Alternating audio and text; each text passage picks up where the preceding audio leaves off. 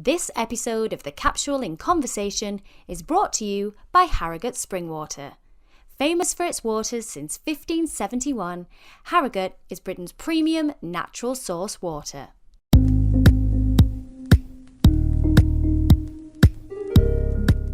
Hello everyone, welcome back to the Capsule in Conversation. I'm Natalie Anderson and today I'm talking reinvention, resilience and the road to success with singer, actress and former Sugababe, the fabulous Jade Ewen. So settle down, turn us up and get ready to join in with our conversation.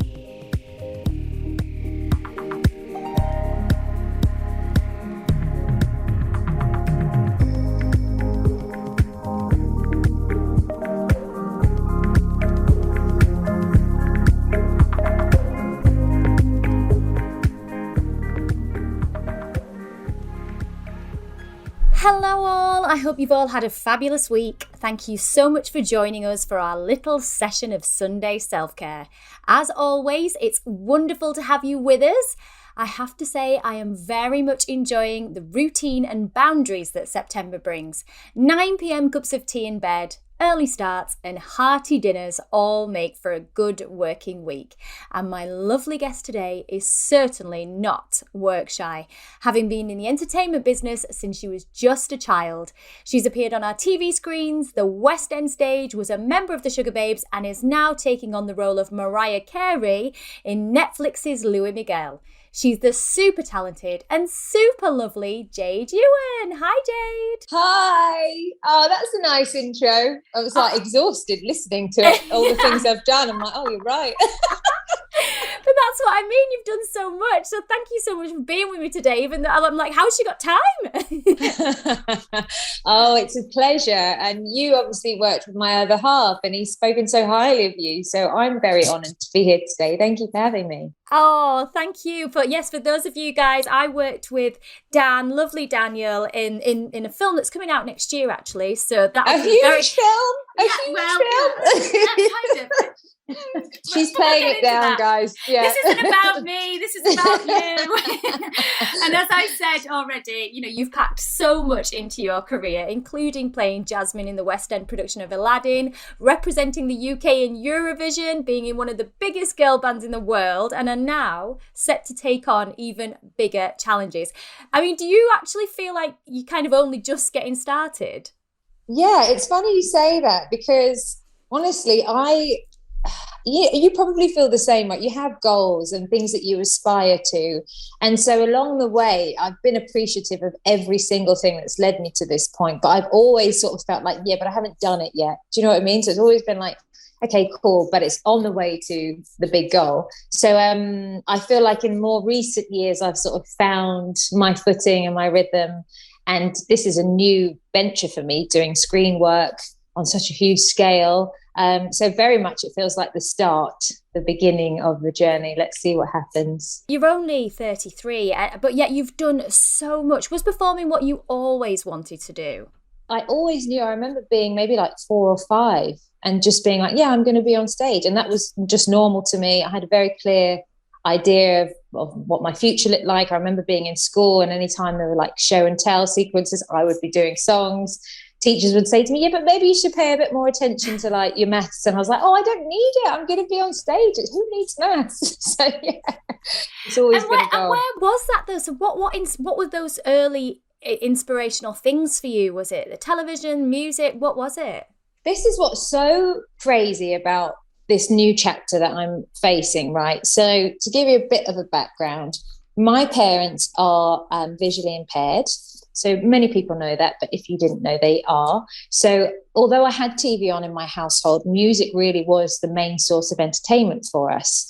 And my dad in particular, who's completely blind and has been since birth, is so deeply moved by music. He just loves it.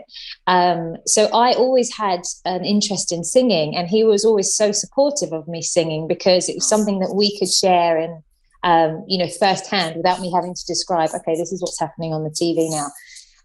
So my very first CD that I ever owned was Mariah Carey's. It was the Daydream album. Oh, And back then in the CD sleeves, they used to have all of the lyrics written out, like tiny, tiny lyrics. And so I would listen, to the words, but I was also learning to read, at the same time. And I just thought she was the most beautiful woman I'd ever seen. I was like, I just want to be like Mariah Carey when I grow up. So, my childhood was challenging because of things that happened in terms of my role I had to play with my parents and the area I grew up in and lots of things. But Mariah Carey and singing was always my thing that kept me happy and gave me a reason to just look forward to the future. And I always used to feel like this is fine. Like, I'm not going to stay here. So it's all good. This is all just preparing me for what's to come down the line. So anyway, flash forward to all these years later now, I couldn't believe it, because when I auditioned for the role of Mariah in Luis Miguel, I wasn't told that it was for that part. They just secretly put on the thing. It was like pop star. And they'd said, oh, it was a Latin American show. It's a big deal over here, but you would never have heard of it. Don't worry. And so I kind of this is during COVID as well. So we're doing self-tapes from home, which is a whole other thing. So I'm there trying to figure out the camera and all of that. And I've got the script, and I sort of I did it and didn't really think much of it. And I should have twigged at the time, but they said, oh, would she mind singing a snippet of this song by Mariah called My All? But it's I love that song. Yeah, isn't it beautiful? I've always loved it as well, and it's beautiful. But I thought they went with that because it had the Spanish feel. Yeah. So I didn't know that it literally was to play her. And then, of course, when I find out, I'm like, I just can't believe how life comes full circle. Like, in hindsight now, I kind of feel like everything actually was preparing me for this role. But I really wasn't aware of it as I was going through it. So it's very exciting. I mean, what an incredible thing for you as well, as you said, to share those moments with your dad as well. That is just, oh my God, that just really gives me chills. And that, I don't know if maybe I'm speaking wrongly or whatever, but because, you were acting as a caregiver at such a young age and going into that fantasy world of Mariah, do you think as well it was so much of that kind of escapism, perhaps, that you were in there with her? Absolutely, because when you're a child, I don't think you really you obviously don't process what's going on, but I do just have distinct memories of sort of going into school and knowing I was very different. My dad was the only dad who had a guide dog walking me to school, and it's fine, but people used to make fun of the fact that when they would see us walking to school, my dad, the pace of his walk was set very much by the guide dog. So the dog would be walking quite fast, and as a little girl, my legs are smaller, so people used to laugh. They'd say they'd always see us coming because I'd be running to try and keep up with my dad and the dog. So there was just things, that always made me feel different. But I always felt like at the same time it's okay, because I kind of had my own little superpower, which was singing to Mariah, and I was just like, life's great, I can sing. Me and Mariah are on the same vibe here. It's all good. And that's the thing, is I think you develop then that plan quite early on. Like, this is that alignment with her as a singer, of this is where I'm going to go to kind of create this life for myself. Because then you moved to go to Sylvia Young Theatre School. Yeah, I mean, was that hard for you guys as a family? That's an interesting question. Do you know, I very much had a goal with that. I knew I couldn't go to that school without a scholarship, because my parents simply didn't have the money. So I had a goal that I was like, I'm going to have to work really hard and find a way to go there. So I went through the audition process and I got in, and it was fantastic. But again, when you are a child that's on a scholarship, you tend to be one of the kids that perhaps are talented. I'm not saying anyone's not talented, but definitely poorer or not as financially secure. So, there were times in my class where kids literally would be coming into school with Louis Vuitton school bags, or like having sleepovers and, living in Regent's Park and all these really beautiful areas. And then people saying, oh, when are you going to have a sleepover? And I was like, you're never coming back to my house in East London on my council estate. Like, it's just not going to happen. But again, I feel like it really set me up for life. I kind of really understood the balance then of both sides of the coin. And I think I was like, right, I want this. I'm going to go out and work for this. I know the only way I can do it is off my own back. So I think it was good. It helped me adapt in different social settings. I definitely am very appreciative of everything. That's what I was going to ask you, actually. That's one of my next questions was, because you'd grown up in the environment that you did, and like you said, your dad and your mum had different disabilities, but it was more limiting for them. Do you feel like then for you had that understanding of ambition to think, I can do this, like I can go out and do this, and so I'm going to? Absolutely. My mum and dad used to say to me, do you know what, Jade? You are fully able, like you don't have any disabilities. There is nothing to stop you. And even people with disabilities, some of the most resilient, inspirational people I've ever met. And they achieve things that I don't even know how you do it. It just goes to show the strength of their character and the power of the mind. But my mum was like, with that in mind, there is no excuse for you to not go out and achieve anything that you want to, providing you really do work hard and you set your mind to things. You can go and wild your oyster. So I was like, why not then? They were a huge inspiration for me, and they never ever played victim or sorry for themselves. So I just never felt like I had any excuse really to do the same. I was like, right, let's do it. And I think that's incredible. That's why I was interested in asking you that, because I felt to myself as a young girl, you landed the role of young Nala in the West End production of The Lion King at 10 years old. And you've got to have some balls, shall we say, to take on those roles at such a young age. You're going out to 2,000, 3,000 people live every night. And I mean, I suffered terrible from anxiety, and even did as a child. And it's tough to go up against, out on that stage and really deliver and perform. But I was interested to ask you those questions purely to think that sense of responsibility as a child, or just live life to the full and, go out there and sell it to that audience. I mean, tell me about that experience as a young kid. Do you know what? I think that you're better equipped for it as a young child in a strange way, because you haven't realized the scale of everything. So for me, it was fun, and it was make believe, and it was pretend, and I was all wrapped up in the movie. I loved the Lion King film, so I was just like, yes, I'm getting to do this for real. And there was a distinct moment of singing my solo on stage, and for the first time in my life, hearing an audience clap in response to the end of my song. And I was like, oh, that's so crazy. And I was like, I love this. I want to do this forever. But as I got older, you become more self-aware, and you care more about how you come across and what people think of you. I think that was then the challenge. And I'm still kind of working on that now. When you talk about anxiety and perhaps bouts of stage fright, I never experienced any of that until about 3 years ago. So I kind of developed anxiety out of nowhere. It was a very small, insignificant moment that became everything then going forward in terms of my performances. But I had got to the point where I had been doing 8 shows a week, for over 2 years, never made a mistake. One particular night, I had to make a choice between breathing and swallowing in between words, because there's not enough time to do both when you're live. And I kind of hesitated and ended up choking instead of making the choice assertively, which then resulted in me, hitting a really awful note. And then being really upset with myself that I had just, dared to make a mistake, because I'm such a perfectionist. So I kind of got this thing in my head then, like, I can never make that mistake again. So the next performance comes, and I'm building up to that moment. I'm telling myself, don't do it again, don't do it again. And then, of course, I do it again. So we get into this pattern of then cementing the mistake and the whole cycle. And then it becomes very triggering in terms of anxiety for me. So then every performance, I'm getting to the point where I'm like, oh, that moment's coming, don't embarrass yourself, and really stressing myself out, working up to it, feeling like I can't enjoy anything until I get past that number in the show.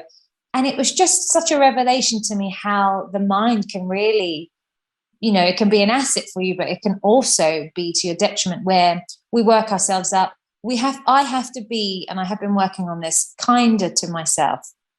I think that in our industry, but also in day-to-day life, we are so ruthless. We can say such cruel things to ourselves because you want to put your best foot forward. But I think like we're all human. And if you're constantly having a negative internal dialogue, how can you possibly do a good job? So I really had to work on that, being kinder, more encouraging, also recognizing that, look, it's not the end of the world. If you choke, I'm a human, I'm singing live, I've done 1,000 performances. Look, it's 1 or 2, whatever. People will get over it. And they probably don't even notice as much as you notice either. But it was difficult, that whole anxiety thing for me then. I've had to learn to manage it. And sometimes it just comes, doesn't it? Anxiety can just come on and you don't know why. You have no idea why. I had something similar that happened to me. It's happened to me twice, actually, on stage. Once when I was in Wicked, and I was on stage on my own, and I couldn't remember the next line. And I was like, oh, God. And there were like 3,000 people looking at me. And then when I got off, I kind of stumbled my way through the song. But then when I got off, I was then petrified, as you say, and I had about 5 months left of the job to go. And I was like, I just made it so infuriating. And then another time more recently, and I was less angry at myself, but it still kind of made me panic. I was on stage in another show and I was about to sing and just gobbledygook came out, and the MD was looking at me like, what just happened? And I could see everybody in the wings going, oh my God, what the hell just happened? And I had to kind of laugh it off, because if I hadn't have laughed it off, I don't think I'd have got back on stage, because but then somebody said to me, like you've just said then, but you did 1,000 that were excellent.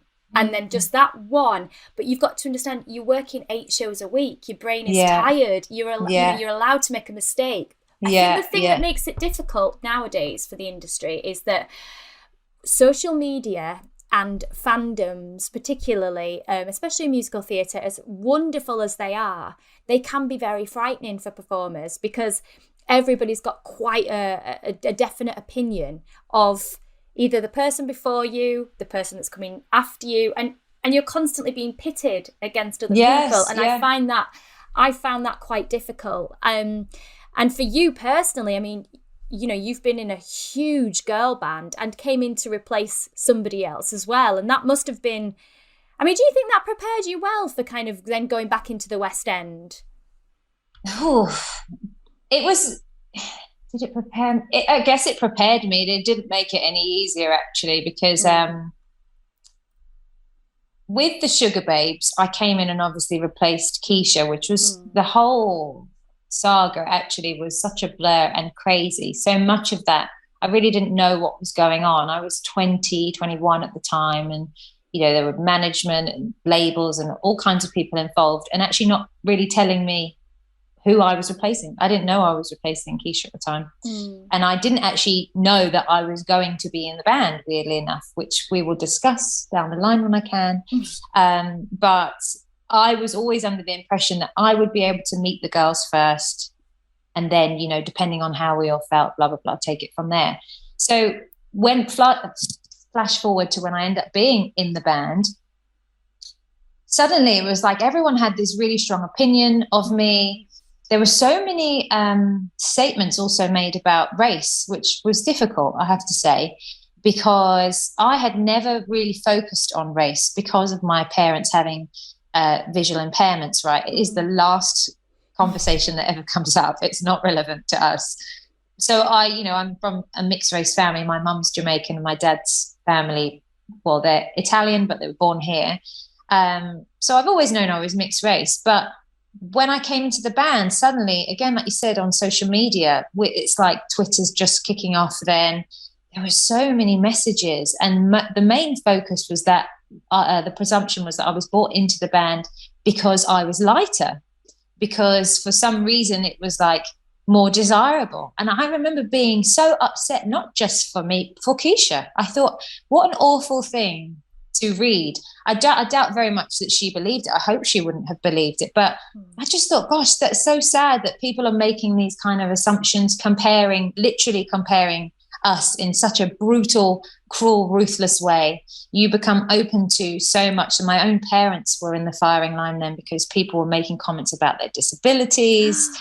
It was just really difficult. I remember being in the back of a taxi at the time, and luckily the driver had no idea, but he put the radio on and they had this whole debate on the radio about the new Sugababes member, and I'm listening to it in the back of the car, people calling in with opinions, and I was like, I don't know if I want to do this. I just wanted to sing, and singing used to be my happy place. So now all of a sudden, I'm really having to hear ruthless, unfiltered opinions about me as a young person when I haven't really figured out who I am yet. And try not to take it on. It was really difficult. But in answer to your question, with theatre,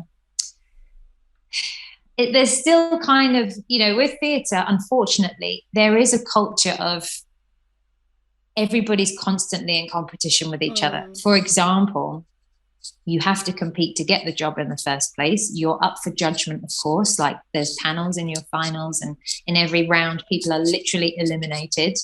But even when you get the job, even if you originate a role and there is no comparison to anybody else, you still have understudies.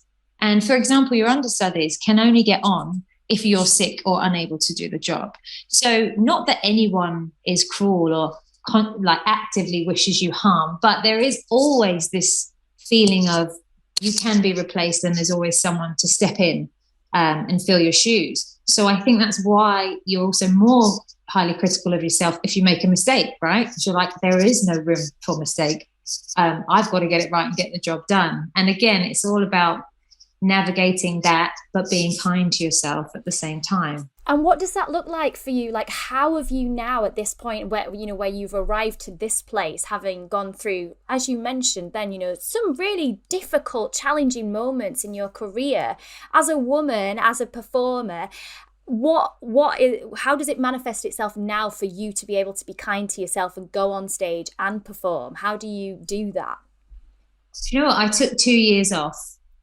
I just got to a point where I was like, I'm not enjoying this. And everything I thought was important to me ultimately didn't make me happy. And I really had to have a look at why. Like, what is it that would actually make you happy? What's your idea of happiness? And that's only something you can answer and figure out for yourself. But my main thing was, and it sounds really cheesy, is that I just didn't have any love for myself. And I kind of pinned happiness and worthiness on all the things I would achieve rather than Jade, the person. If you took away my job, did I feel like I was of any value as a person? And I didn't, if I'm being honest. So I started doing a lot of meditation. I started reading. I've read so many books. Affirmations. I'm obsessed with crystals. I always have been anyway. And I kind of just spent a lot of time on my own, working on myself, really. That's it. And I think I can say I've come to a point now where I don't want to hear bad things about myself, but ultimately it doesn't matter because I know what I bring to the table. I'm not seeking approval from anyone else. And if you do think that what I do is great, then that's lovely. But if you don't, that's fine. Like, you've got to have enough self-worth without waiting for everybody else to tell you you're good enough, because you'll be waiting forever. I think that's the point. So yeah, and it's something that everyone has to work on for a long time. I can't say I'm 100% there. But I'm definitely now looking at life going, yeah, these opportunities, Luis Miguel, fantastic. And I know I will be compared, of course, to the real Mariah, which, by the way, there only is one Mariah. So I'm the first person to say that. But, whatever. I've been given the opportunity for a reason. So I'm like, well, I'm worthy of it and I'll just do my best. And then when that job's over, there'll be something else. So. And don't you think so much of it is about taking the power back? Like going, you know what, I'm taking my power back. I've given you all my power for so long to judge, to do this and to do that. And now I want to now take it back for me. And actually, I own my own power. Exactly. And that's the thing. You do have the choice, right? I had to realize this, that, you can't control what other people say to you. but you can choose how you respond to it. You actually can. And it's quite a difficult thing to get your head around, but they only have the power if I give it to them. So, where they say where attention goes, energy flows. If you start, buying into that, feeding negativity, fear-based, all of this stuff, it just breeds more of it. And I just thought, I got to a point where I was like, if anyone gives me hate, it's actually not my problem. This is coming from a place of pain and perhaps lack. And that's not a judgment. It's that we've all got things going on. So it's not really about me. That's them trying to work through whatever they're working through. And perhaps something about me triggers them, reminds them. But that's kind of their journey to work out. And you just got to keep it moving. Because otherwise, if we're looking around going, oh, please like me, like I said, it's just a miserable existence. And it's so draining as well. I mean, I think so much of it is about setting healthy boundaries for yourself as much as anybody else, to say, okay, I'm going to start saying no to things and own the no, like really own that no and say, no, I really am committed to saying no. I'm not saying it and now going, I'm really committed to it and owning that. And then also kind of having that thing of, being strict with yourself on things like social media, because comparison inevitably comes in, and it does. And, just in terms of like your crystals and all those, your meditation, just tell me a little bit more about the things that you find those kind of practices bring to you and how, again, what that looks like, just so that anyone else who's interested might be able to kind of hear a bit more about. Okay, so this is something I love. I could talk about all day long. But with crystals, I was drawn to them as a small child because I thought they looked pretty. And to me, they were like treasure, So I liked the idea of that. And I remember going down to the seaside to visit my grandparents, and they had lots of these kind of shops of crystals and incense and all these beautiful things. So I naturally just would gravitate towards them. But as I kind of got older and I got into meditation, and the meditation came about because of the anxiety, it was becoming so crippling that I felt like I couldn't get through a day without doing at least 2 meditations a day. It was, I feel anxiety in my stomach area, so it would become a physical pain for me. I remember hearing somewhere that you could use crystals to amplify energy, or, for example, they all have different properties. They all radiate at different frequencies. So they align with, we have chakras. So if you don't know, we have different energy centers in the body, and they are all connected to different things. And when you are sick or ill, you often find it stems from the psyche, that it manifests in the body in a physical way when you've had some kind of trauma or upset. So anyway, there are crystals that can align with certain energy centers. I started to then use a citrine, because that's the orange crystal that deals with where I feel anxiety and pain. And interestingly enough, when I would look into it, that energy center is all about feelings of worthiness, self-love, courage. But it can also be the center that you tap into to manifest abundance in your life. So I thought, well, I like the sound of this. Apart from the fact that they look great, I'm like, well, why not give this a go, right? So I started with my citrine then doing meditations. I would do kind of a morning meditation to set me up for the day. But in the evenings, I thought, I'm going to shift my focus from being fearful and worrying about stuff to actually focusing on all the things I love and that I would like to create. So it become like playtime, actually, a nice thing I'd look forward to visualize all the things I wanted to achieve or places I wanted to go. And I would do an abundance meditation. And, there's something to be said for this. I do feel like whenever in my life, without even knowing it, whenever I've been able to see something very clearly and have a goal, in the end, I always end up making it happen. But it's kind of happened by mistake. It's like I haven't known the steps. It's just something I focused on, visualized over and over until it ended up happening. So I thought, right, I'm going to actually make a conscious effort to really give this a go. Then you can tie in things as well, like affirmations, and you can then really go for it, with like crystals, meditation, affirmations, visualization, all of the stuff. But I really feel, I love it. It brings me joy.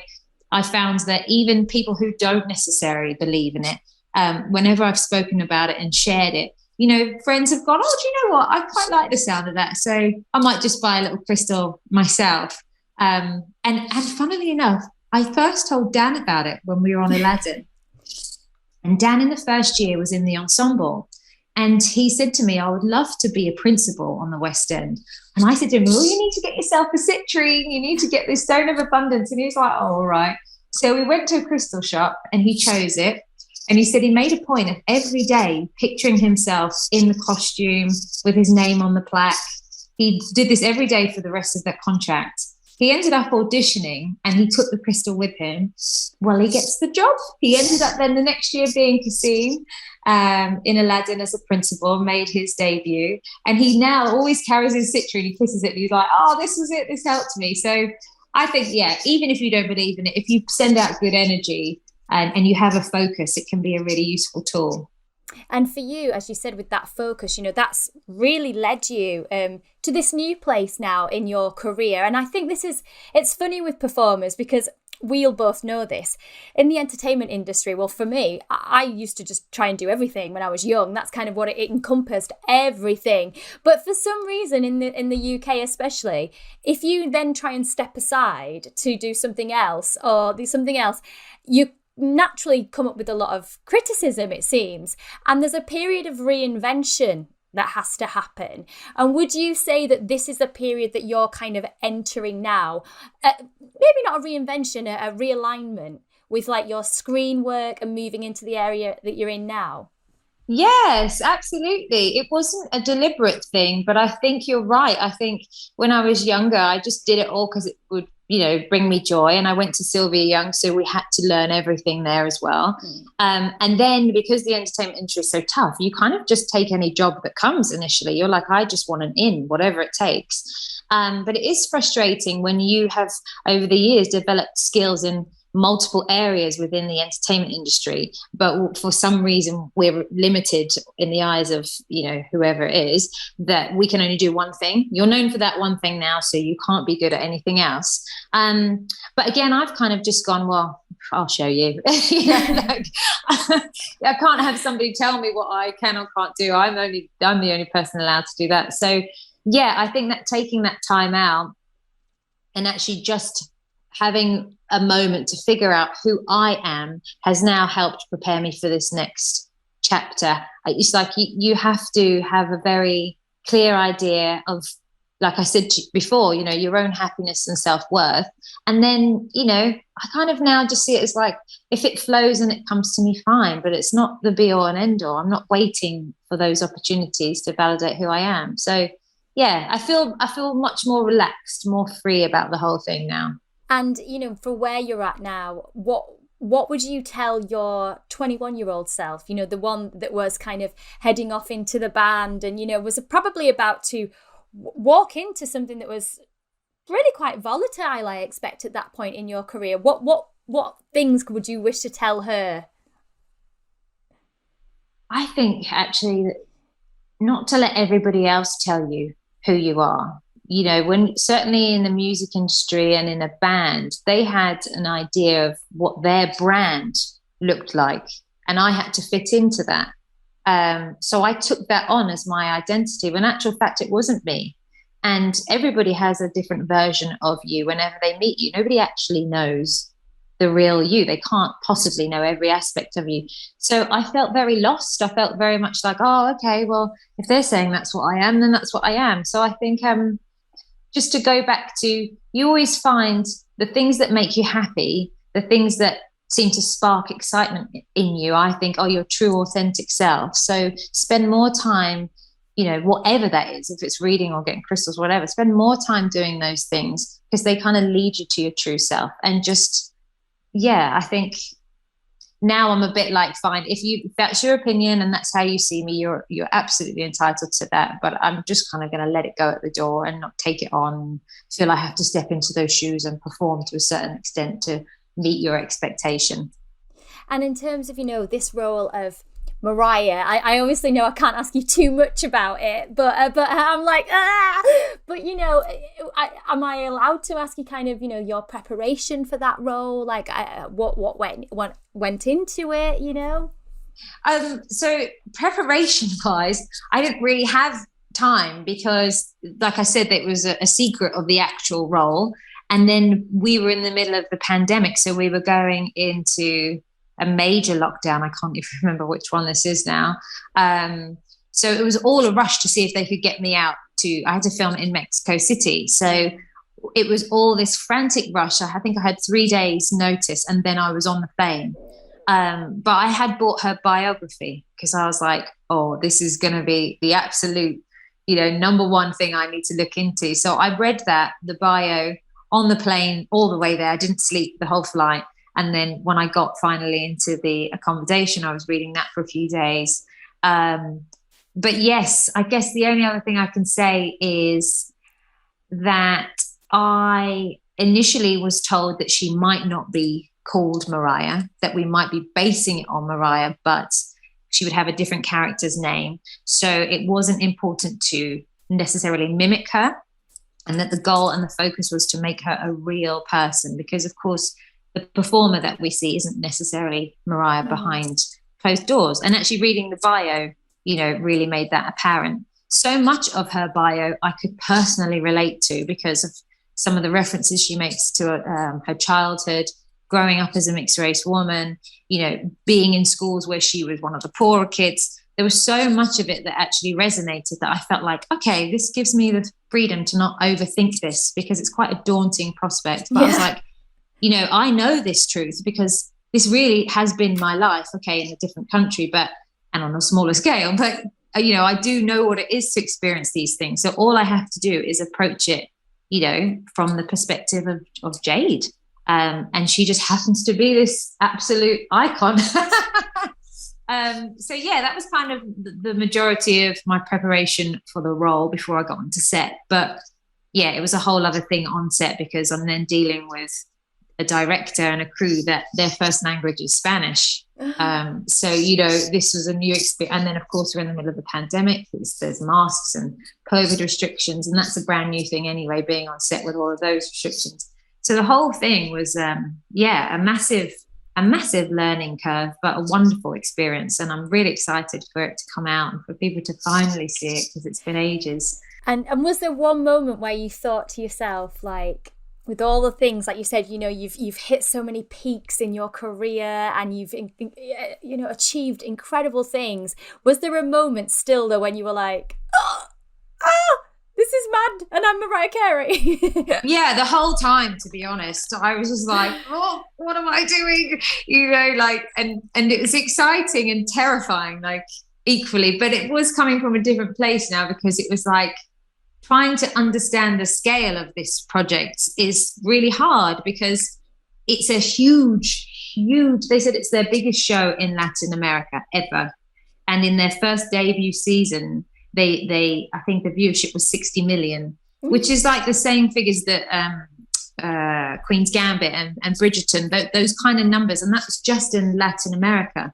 So Luis Miguel is actually a superstar over there. He's kind of like their equivalent of Elvis, and he's had the most incredible life, but been very private about it. And there's been quite a lot of trauma and devastating things happen. But he decided that he would give permission to do a show on his true life story. So this chapter of his life with Mariah has always been something that the fans apparently have really wanted to know about and have, you know, anticipated, but have never been able to find out very much because there isn't much. Even in her bio, there's like 2 pages. I was like, oh, I could have done with more on that chapter, Mariah. So yeah, it was like, you know, and they all kept saying to me, oh gosh, you wait till this show comes out. I don't think you understand, because I hadn't even heard of Luis Miguel over here. And I'm still yet to really see, you know, the scale of it. But I started as I was around the set, you know, seeing the kind of production value and scale of everything, going, okay, this is kind of a big deal, isn't it? And did any of those nerves and self-doubts, you know, and anxieties, did any of that creep in while you were out there? And how did you manage it if it did? Do you know what? No, not really the anxiety or self-doubt. Like I said to you, I felt like I got myself to a really positive place. But one thing I really struggled with was night shoots, because I had done a couple of night shoots over the years here in the UK, but we would never work to the hours that they would in Mexico. So I had a week of night shoots where we were literally going until 5-6 a.m. in the morning. And then I'd be going back to the apartment, and Mexico City is a really noisy, vibrant place. So, you'd have people selling things and screaming through megaphones at 7 a.m.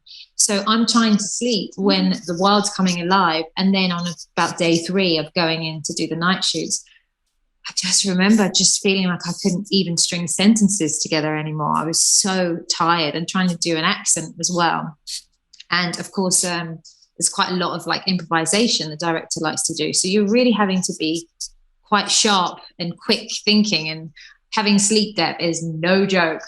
So that was tough. That was really, really tough. And I think that was the first time I kind of ever really experienced insomnia, to be honest, because then you get in the panic of needing to sleep. And that was, very stressful. As you've just said then, the scale of this and how big it's going to be, 60 million in just Latin America. I mean, how are you trying not to think about those things and the scale of it now, and just kind of crack on with life over here and just like get on with it really, and enjoy some downtime, I suppose, before that thing happens? Because you get told, don't you, it'll be a big machine, and all of a sudden you're like, oh, are you just now trying to enjoy this time that you have now before that happens? Absolutely. And I mean, maybe this is naive of me, but I really don't know what to expect. And because it's not part of our culture here, I don't know if here it will be such a huge thing. But that being said, I know Mariah is an international superstar, so perhaps it will be. I really don't know.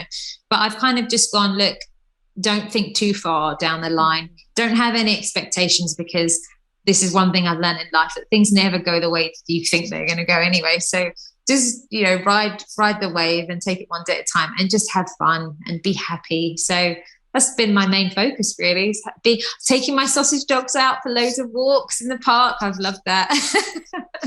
And just eating well, hanging out with Dan, and loving life, seeing my friends and family again now that COVID is finally, hopefully, the worst behind us. Looking forward now, and kind of how this happy life that you've created and that you've worked really hard on, and you can see that already, and kind of even just in our chat, the things that you've overcome and the chapters that you've overcome. For our wellbeing, capsule, what would be the one thing that for other people you could recommend and pop into that capsule for us? Ooh. So there's 2 things actually based on our conversation. Number 1 is I love the app Breathe, and that is the meditation app that I was talking about, and it's spelt slightly differently. So it's BREETH. But that app for me was so good, because you can type in, look, if you're struggling with anxiety or insomnia, or if you want to learn how to meditate. That was such a really overwhelming, intimidating idea in the beginning. I was like, I can't sit and think of nothing, because that's what I've been told. But that's actually not the focus and the goal. And there's a lovely lady on there called Lynn Goldberg, and she teaches you the principles of meditation, and you build up. You don't have to go in straight away with 20 minutes of silence trying to think of nothing. It's impossible. So I did a step-by-step thing with her, and I love it. I absolutely love it. I think it's changed my life. And I heard Oprah Winfrey and all kinds of wonderful people saying they swear by meditation. I used to think, well, if they've got this going on, it must be for a reason. So, but it's really absolutely changed my life, and just given me a tool then in engaging in any kind of exchange, to just take a step back sometimes, to not so quickly become emotionally, invested, and just observe it for what it is. And I think it really puts you in good stead to deal with pretty much any challenge that you come up against. But the second thing, it's very difficult to narrow down. I was going to say a book, but there's so many books that I love. But there's one particular book called The 7 Spiritual Laws of Success. And it's obviously only 7 chapters, not very long. I don't want to give too much away about it, but I would definitely recommend looking into that. That is, again, another way of having goals. You can be ambitious, but also aligning it in a really wonderful way where you're bringing in happiness and manifestation. Anyone that's into that kind of stuff, I think it's a fantastic tool. So check it out. Oh, I love that, Jade. I'm so excited now to be going away now and finding that book and recommending it to everyone. Thank you so much. Oh, pleasure. Thank you. It's been such a joy to have you with me today. I am gutted that we've got to finish because there's so much more that we could have talked about, but obviously we are only on an hour. But thank you so much for being with me. It's been an absolute joy to have you. Thank you. I've loved it. I have felt, this is weird, I'm talking about myself so much. But that's the point, isn't it? But you know what? It's been brilliant. And it's been, you shared some incredibly helpful things there. I really hope you guys at home have enjoyed our conversation too, and that you've managed to take some inspiration from it. As Jade just mentioned there earlier, she will be appearing in the new series of Luis Miguel, which will stream on Netflix in the very near future. So head over to @JadeEwenOfficial, Jade on her Instagram, to stay tuned for updates. And if you would like more wellbeing, fashion and beauty, you can also visit us at our website www.thecapsule.co.uk, where you can also catch up with our previous podcast episodes by visiting the In Conversation page and subscribing to any of our podcast channels and YouTube. It would be lovely to hear your thoughts on this new series, so please do leave us your rates and reviews. I do enjoy reading them. If you're a social butterfly, you can also catch us on Instagram and Facebook @officialcapsule. I will be back next week with another very lovely guest. But today, all that's left for us to say is goodbye. So goodbye from lovely Jade. Bye. Thanks for having me. It was an absolute pleasure, and goodbye from me.